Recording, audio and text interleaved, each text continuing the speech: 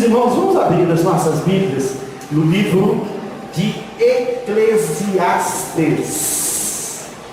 Eclesiastes capítulo 3, versículos 16 em diante.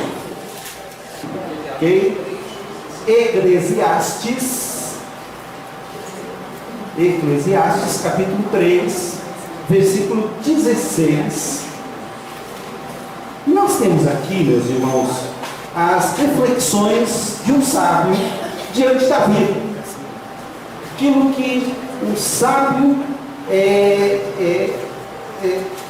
traz quando ele olha para a vida.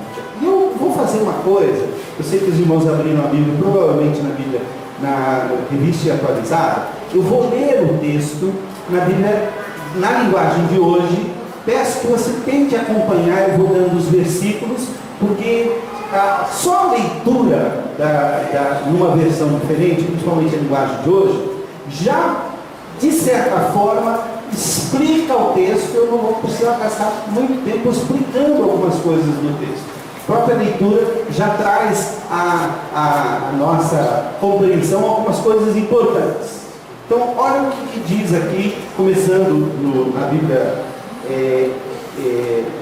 revista atualizada, diz assim: vi ainda debaixo do sol é uma expressão para neste mundo, nesta vida diária, né? Vi ainda debaixo do sol. Então veja como é que fica aqui na versão da linguagem de hoje.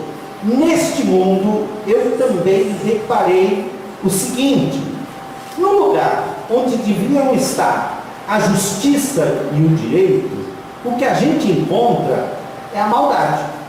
Então eu pensei assim: Deus julgará tanto os bons como os maus, porque tudo que se passa nesse mundo, tudo que a gente faz, acontece na hora que tem que acontecer. Aí cheguei à conclusão de que Deus está pondo as pessoas à prova para que elas vejam que elas não são melhores nem do que os animais. No fim das contas, mesmo que acontece com as pessoas, acontece com os animais. Tanto as pessoas como os animais morrem. O ser humano não leva nenhuma vantagem sobre o animal, pois os dois têm de respirar para viver. Como se vê, tudo é ilusão. Provavelmente aí está escrito: tudo é vaidade. No final do versículo 19. Versículo 20 diz: pois tanto um como o outro irão para o mesmo lugar, isto é, para o pó da terra. Tanto um como o outro vieram de lá, do pó da terra, e voltarão para lá. Como é que alguém pode ter a certeza de que o sopro de vida do ser humano vai para cima e que o sopro de vida do animal desce para a terra? Assim, eu compreendi que não há nada melhor do que a gente ter prazer no trabalho.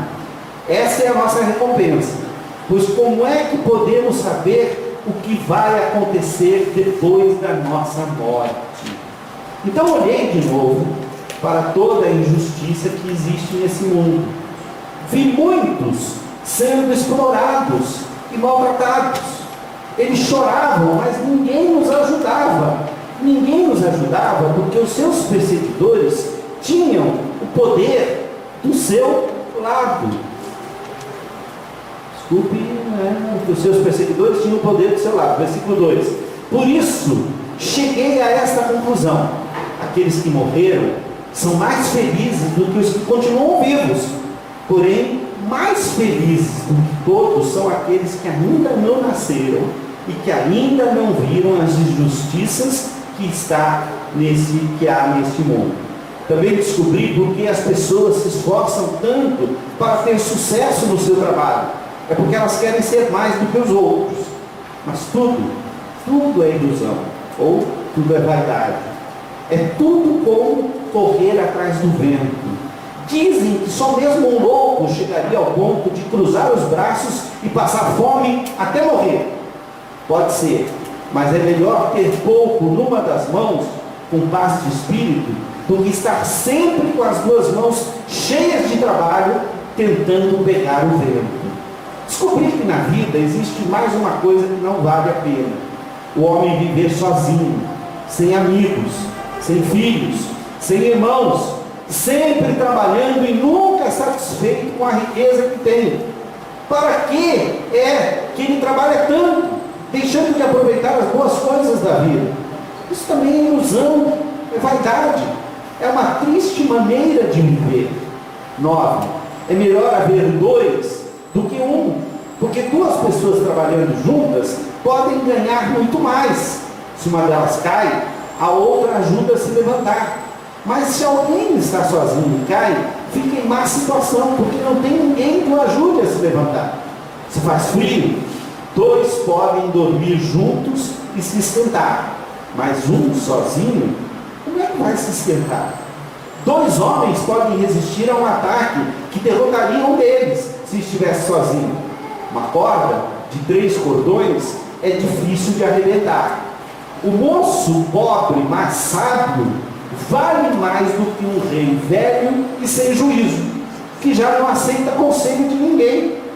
Um homem pode muito bem sair da cadeia e se tornar o rei do seu país, mesmo tendo nascido pobre. Eu pensei em todas as pessoas que vivem neste mundo e imaginei que existe entre eles, em algum lugar, um moço que tomará o lugar do rei. O número de pessoas que o rei governa é muito grande. No entanto, quando deixa de ser rei, ninguém é agradecido pelo que ele fez. É tudo ilusão, é tudo vaidade, é tudo como correr atrás do vento. Meus irmãos, dá para perceber como esse texto, embora escrito vamos colocar assim, a perspectiva desse texto ter sido escrito entre 1000 antes de Cristo, mais ou menos 500 antes de Cristo, daria a esse texto uma idade de 2.500 a 3.000 anos de idade. E no entanto ele poderia ser colocado na manchete do jornal de hoje. Não é verdade? Ele está dizendo aqui que, do ponto de vista humano, sem levar em consideração, notem que ele não fala em nenhum momento sobre a vida após a morte, a não ser para dizer, olha, a gente não sabe o que vai acontecer. E essa é uma época da história bíblica em que realmente muitas das revelações que mais tarde vieram a ser feitas acerca da vida com Deus, da transformação, do celeste porvir, da vida após a morte, ainda não haviam sido feitas. Mesmo os grandes sábios, esse livro é atribuído a Salomão, mas é possível que haja outras mãos trabalhando aqui nesse texto. Mesmo os grandes sábios, nesta época, neste momento, não tinham uma ideia clara do que acontecia quando uma pessoa morria. Eles tinham aquilo que eles viam.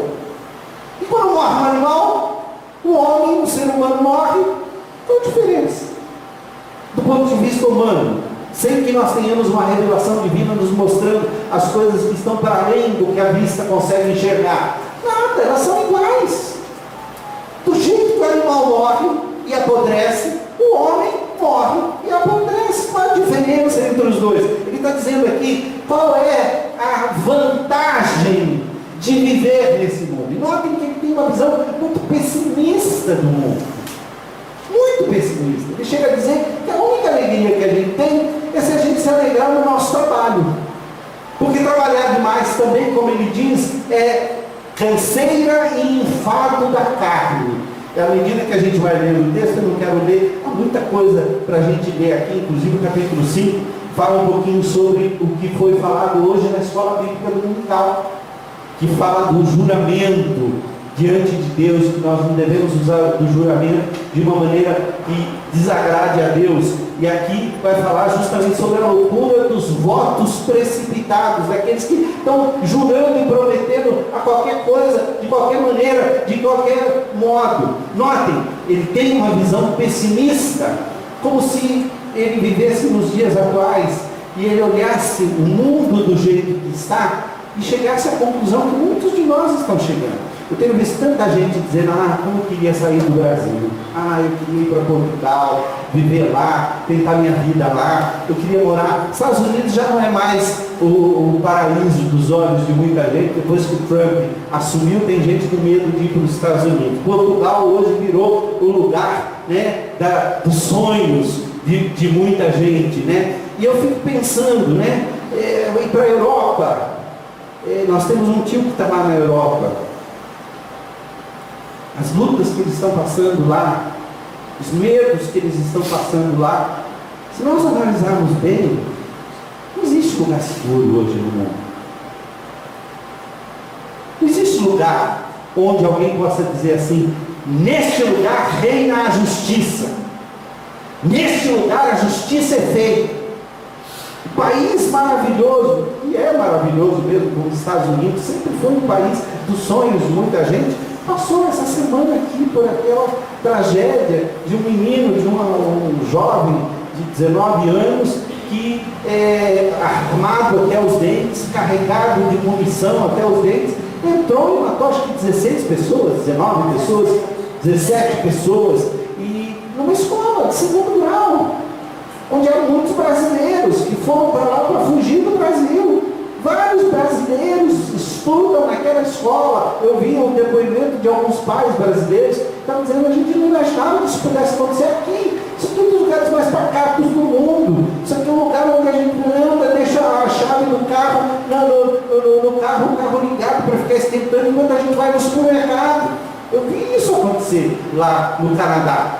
Canadá, naquela época de frio, a gente parava o carro, deixava o carro ligado. Deixava o carro ligado e entrava no supermercado. Comprava as coisas, voltava para o carro, não tem problema de morrer na hora de sair, porque ele mantivesse o aquecimento interno e tal. Ó, gente, isso é um paraíso. Não é.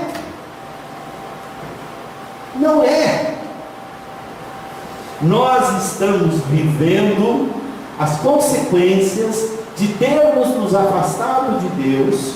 E aqui a gente tem alguns exemplos muito claros e muito bem colocados aqui. Ele chega a dizer que ele acha que mais felizes são aqueles que já morreram.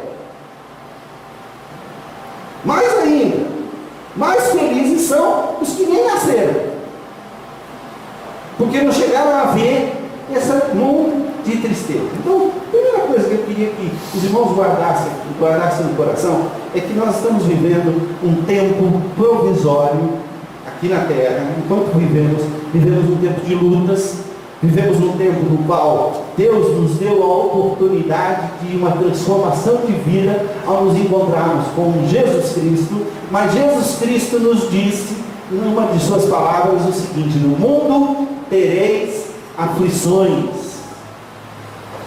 Qual é o remédio? Tende bom ânimo. Eu venci o mundo. Então a primeira coisa que eu gostaria que você guardasse no seu coração é a seguinte: nós vamos viver muitas aflições. Nós estamos vivendo muitas aflições. Vivemos aflições em relação ao país que nós vivemos, que nós amamos, que nós queremos vê-lo bem. Um país rico, um país abençoado por Deus, um país que mesmo com tanto roubo, meu Deus do céu, eu tive fazendo as contas de quanto descobriu-se, quanto veio à tona, a ponta do iceberg que veio à tona daquilo que foi roubado neste país nos últimos anos, 20, 30, 40 anos. Se a gente for colocar aí os 500 anos da existência desse país, nós temos aí uma quantidade incalculável de dinheiro, de riqueza, de minérios, de pau-brasil, de tudo aquilo que nós temos de riqueza que foi roubado deste país. E, meus irmãos, o país continua rico. Na África do Sul, eles estão vendendo uma garrafinha de água por $100. Por $100. Você chega no restaurante e fala que quer uma garrafa de água. $100. Por quê? Porque é a maior seca que a África do Sul está passando. A África do Sul está passando por uma seca terrível. Para terem uma ideia, meus irmãos, é distribuído por semana, por pessoa, 25 litros de água para tomar banho, para lavar a roupa, para fazer comida, para higiene íntima, higiene pessoal. 25 litros por pessoa. 5 minutos de banho que a gente toma já dá quase 80 litros que a gente joga pelo rabo. Estamos vivendo uma situação de emergência no mundo inteiro. Então, prepare-se. No mundo tereis aflições. Não acreditem neste evangelho barato, neste evangelho mentiroso, que diz que se você crê em Cristo, se você dá o seu dízimo direitinho, se você faz, você está livre de toda e qualquer coisa má que venha acontecer. Não acredite, são pastores mentirosos que apacentam a si mesmos e que servem-se da igreja e não servem a igreja. É gente que está querendo enriquecer à custa do sofrimento e da angústia dos outros. Não acredite, acredite em Jesus. Ele diz: no mundo tereis aflições, mas obedeça ao Senhor Jesus. Ele diz: tem de bom ânimo. Respira fundo. Tem de bom ânimo. Eu venci o mundo. Eu estou do teu lado. Eu estou na tua presença. Por isso a gente precisa aprender. E aqui é muito interessante. Olha o que diz aqui no versículo 9. Diz assim. Eu vou ler agora na versão revista atualizada. Eu já li na outra versão. Diz aqui: melhor. Vou pegar um pouquinho antes. Versículo 7. Então, considerei outra vaidade que existe debaixo do sol. Isso é, um homem sem ninguém, não tem filho nem irmã, contudo não cessa de trabalhar e os seus olhos não se fartam de riqueza. Não entendeu? Ele não é contra o trabalho. Ele é contra o trabalho que é mesquinho. É aquele trabalho que faz com que eu envolva a minha vida inteira só serve para fazer dinheiro. É a síndrome do tio Patinhas. Sabe o tio Patinhas? Lembra daquele gibi do tio Patinhas? Eu, quando era criança, eu achava aquilo tão bobo. Eu dizia assim: gente, se eu tivesse um cofre forte daquele, cheio de dinheiro, eu não usava para nadar. Não usava para nadar, para mergulhar nas moedas e tal. Minha mãe dizia: moeda, dinheiro é sujo e tal. Qual é a diversão do tio Patinhas? Qual é a diversão do tio Patinhas? É nadar no dinheiro, é guardar o dinheiro. A vida dele, todas as aventuras, tudo que ele faz é para segurar o dinheiro. Por quê? Porque ele vê no dinheiro a razão da sua existência. O trabalho também pode ser algo que não vale a pena. Eu tenho visto tanta gente que trocou uma vida onde ele ganhava muito dinheiro, mas tinha que trabalhar de sol a sol, não via a família, não via os filhos, não via, riquíssimo, poderia se tornar mais rico ainda. Gente que está parando com tudo, conseguindo o suficiente para viver, vivendo numa casinha simples, andando com roupa simples, porque está falando: eu não aguentava mais. Hoje eu posso não ter dinheiro porque eu preciso, mas eu tenho paz, eu tenho alegria. Lembra daquela música do Zé Rodrigues? Eu quero uma casa no campo, onde eu possa, onde eu possa reunir os meus amigos, onde eu possa ficar do tamanho da paz. Onde eu possa ficar do tamanho da paz, Esse sentimento de que eu tenho pouco, mas o que eu tenho me basta. Mais ou menos, eu li uma biografia daquele ex-presidente do Uruguai, Mojica, Ele tem um fusquinha lá de, sei de quando, quase não usa terno, gravata, está sempre de chinelo, mora num sítio e tal, está feliz. Está feliz. Aliás, o interessante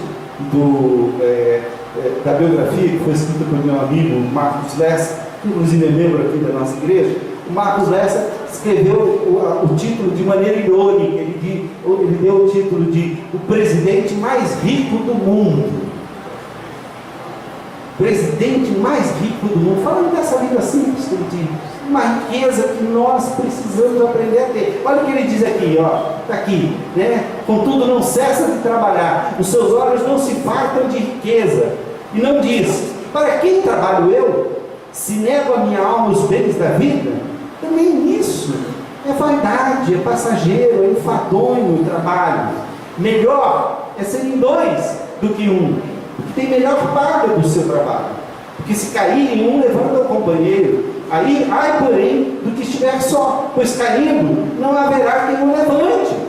Também se dois dormirem juntos, eles se aquintarão. Mas um só, como se aquintará? Se alguém quiser prevalecer contra um, dois lhe resistirão. O cordão de 3 dobras não se rebenta com facilidade. A primeira coisa que a gente precisa aprender, como eu já disse, é: no mundo tereis aflições. Nós estamos sujeitos às aflições. Qual o remédio? Tem de bom ânimo. Eu venci o mundo. Segunda coisa que eu quero que a gente pense é: ninguém vive sozinho. Ninguém vive sem ter alguém. Por isso, guarde o que você tem. Valorize os seus amigos. Passe tempo com eles. Valorize a sua família. Valorize a esposa que você tem. Valorize o marido que você tem. Valorize os pais que ainda estão próximos, que você ainda pode abraçar. Porque abraçar um túmulo, meus irmãos, é muito triste. Levar flores para quem já morreu pode ser um ato de extrema beleza, mas não satisfaz o coração. Principalmente se você não abraçou enquanto estava vivo. Dê valor aos irmãos da igreja. Aprenda a perdoar. Aprenda a viver a vida mais próximo. Aprenda a deixar de lado certas coisas. Não seja tão... qual é a palavra? Não põe mosquito e engula camelo, como diz o Senhor Jesus. O que quer dizer isso? Tem gente que briga porque acha pelo em ovo. Já procurou pelo em ovo? Tem gente que procura e acha. E acha chifre em cabeça de cavalo. Já ouviram também? Gente que procura minúcias para viver em guerra com as pessoas. Não seja assim. Seja tolerante. Aprenda a perdoar e aprenda a pedir perdão. Pedir perdão e perdoar, meus irmãos, são as coisas mais difíceis que existem. Mas não existem coisas mais gratificantes. A Bíblia é tão séria acerca do perdão, que ela diz o seguinte: que se você não perdoa o seu irmão, você não pode ser perdoado por Deus. Quando você faz a oração dominical, a oração do Pai Nosso, você diz assim: perdoa as nossas dívidas, assim como nós perdoamos os nossos devedores. Cuidado com a oração dominical, porque ela pode te condenar. Porque você está pedindo que você seja perdoado do mesmo jeito que você perdoa. A Bíblia diz que se você trouxer a sua oferta e perto do altar lembrar que tem um irmão com alguma coisa contra ti, vai primeiro reconciliar, deixa a tua oferta no altar, vai primeiro reconciliar-te com o teu irmão, e aí volte e faça a tua oferta. Então nem adorar a Deus você pode se não tiver perdoado. A Bíblia também diz que você não consegue dormir direito se você não perdoar. A Bíblia também ensina que se nós não aprendemos a perdoar, nós temos verdugos dentro de nós, dentro da nossa alma, dentro de nós temos carrascos que continuam a nos açoitar, porque nós estamos mantendo alguém preso nas cadeias do meu coração. Sabe o que é pior? Muitas vezes a pessoa que você está mantendo preso na cadeira do seu coração e que você está odiando ou de alguma forma não consegue perdoar, nem sabe que você está com raiva dela. Quer dizer, você toma o veneno achando que o outro vai morrer. Mas o veneno da falta de perdão mata a gente, não o outro. O que ele está dizendo aqui é que é melhor serem dois do que um, porque tem melhor paga do seu trabalho. Se um está com frio e o outro deita com ele, os dois podem se esquentar juntos. Tem muito casal por aí passando frio sozinho. Não faça isso. Faça isso. A Bíblia diz: amai-vos uns aos outros, assim como eu vos amei. Amai-vos uns aos outros, assim como eu vos amei. Pensa, nós vivemos um mundo difícil, nós vivemos um mundo de desamor, nós vivemos um mundo onde há injustiça, mas há caminhos para que você seja amparado por Cristo, para que você tenha bom ânimo e vença o mundo como Jesus venceu. Não houve homem mais injustiçado do que Jesus. No entanto, foi ele quem trouxe a verdadeira justiça ao mundo. Há caminhos de você viver em comunhão. Deus lhe deu presentes maravilhosos, que são seus filhos, seus irmãos, né? Eu ia usar a palavra, vou usar a palavra parente. E aí logo me vem à mente aquele ditado: parente é serpente. Já ouviu? Não é parceiro. Filho, irmão, pai, mãe, marido, esposa, é para nossa alegria. Deus pode transformar as piores famílias, as famílias mais complicadas. Deus pode transformar os casamentos mais destruídos. Deus pode ressuscitar o filho morto, como a viúva de Naim. Deus pode trazer de volta o filho pródigo, como a parábola do filho pródigo. Deus pode reconciliar os irmãos. E é maravilhoso isso, porque na história de Abel e Caim, por exemplo, nós temos ali dois irmãos, e um odiou tanto o outro que o matou. Então, dois irmãos podem se odiar tanto, como é o caso de Esaú e Jacó, e tantos outros na Bíblia, que acabam tentando se matar. Mas em Cristo, ou melhor, dois irmãos podem se tornar inimigos. Mas em Cristo, inimigos podem se tornar irmãos. Em Cristo, inimigos podem se tornar irmãos. Então, em primeiro lugar, no mundo tereis aflições. Tem de bom ânimo. Jesus venceu o mundo.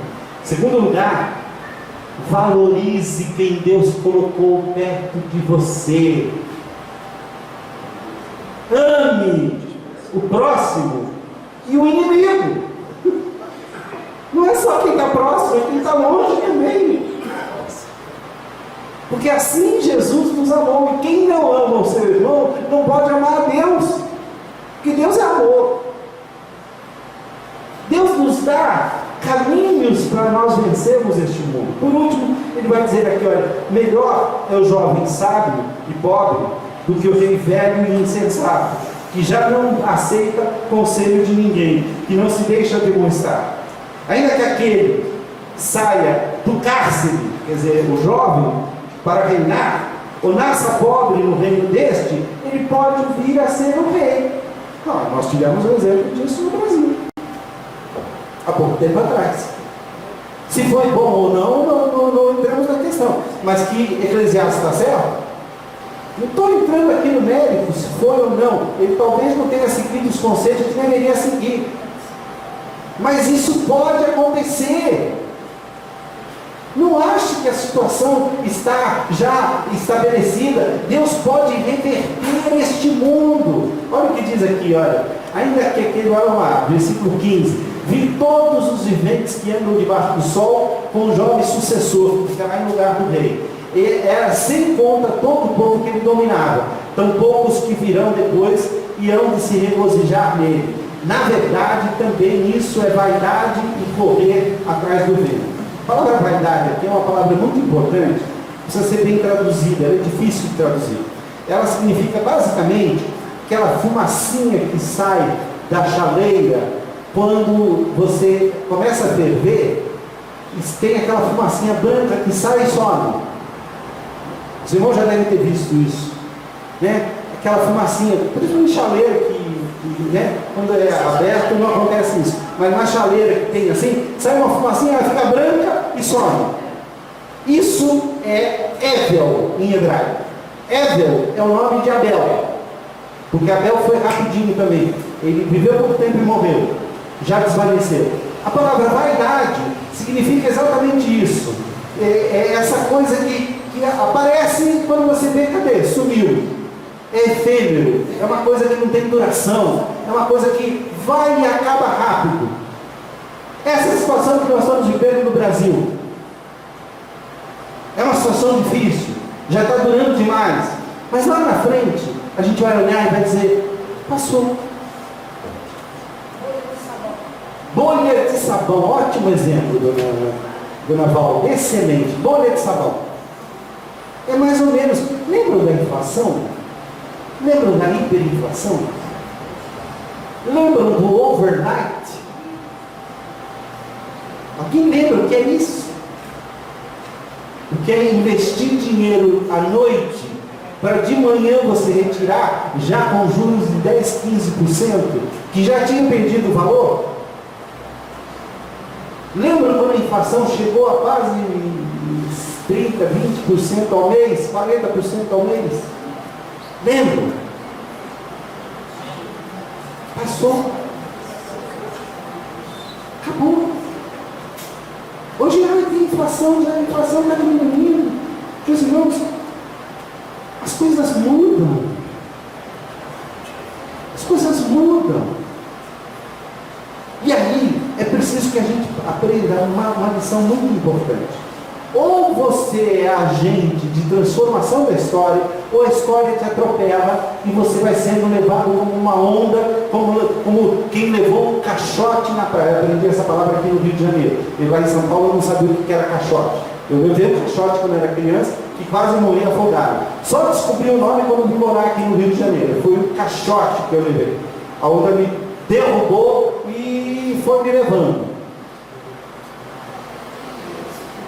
Ou você age para mudar a história e não tenha medo, você fala, mas eu sou um só. A ação de uma única pessoa pode transformar a história inteira.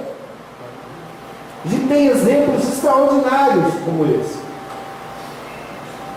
Mas se você buscar fazer o que é certo, aqui diz, olha, é melhor um jovem sábio, mesmo pobre, do que um rei velho, né, já deveria ter muita experiência, mas teimoso, não quer ouvir conselho de ninguém.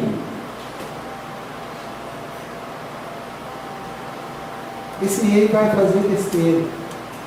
Ele não aprendeu a ouvir conselhos. A Bíblia diz na multidão de conselheiros há sabedoria, não é isso, Léo? Não é isso? Léo me contou uma história dele, que ele estava pronto para fazer uma coisa, sentou para se aconselhar, a pessoa abriu uma porta e falou: eu vou tentar isso antes. Ele já tinha tudo planejado, mas ele parou para ouvir conselho. Ai do pastor que não para para ouvir conselho. Ai do conselho que não ouve o conselho do conselho. Ai de quem não quer ouvir ninguém. Vai fazer burrada sozinho. Coitado dos burros. Dizem que os burros são mais inteligentes do que a gente imagina, né? Mas vai fazer coisas que não deveria fazer. Meus irmãos, com respeito a isso, na multidão de conselheiros, há sabedoria. Vamos abaixar nosso coração. Eu quero terminar com um salmo. Tem até uma música sobre esse salmo, mas eu não vou me atrever a pedir para alguém tocar, porque eu acho que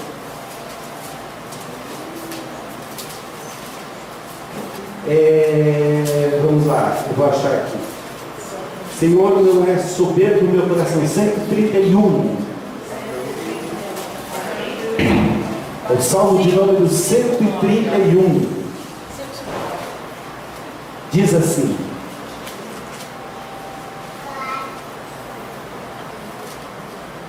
Senhor, não é soberbo o meu coração, nem altivo o meu olhar. Quer dizer, eu não olho as pessoas de cima. Não ando à procura de grandes coisas, nem de coisas maravilhosas demais para mim. Pelo contrário, quis calar e sossegar a minha alma. Uma criança desmamada se aquieta nos braços da sua mãe, como essa criança é a minha alma para comigo. Espera, ó Israel, no Senhor, desde agora e para sempre. O que ele está dizendo aqui, basicamente, meus irmãos, é o seguinte: eu não acho que eu sei tudo. Eu não sou soberbo a ponto de achar que eu sou dono da verdade. Não ando à procura de coisas que são mais altas do que eu posso alcançar. Pelo contrário, fiz calar e sossegar a minha alma. Olha o que diz aqui: ó Deus eterno, meu coração não é orgulhoso, deixei de ser arrogante, não vou atrás de coisas grandes e extraordinárias que estão fora do meu alcance. Pelo contrário, estou calado e tranquilo, e como a criança fica quieta nos braços de sua mãe, assim o meu coração está calmo dentro de mim. Povo de Israel, povo do Brasil, povo da igreja, confie no Deus eterno, agora e para sempre. Você sabe tocar a música? Senhor, meu coração. Eu vou tentar cantar? Você me aconselha a não cantar? Eu ouvirei os seus conselhos.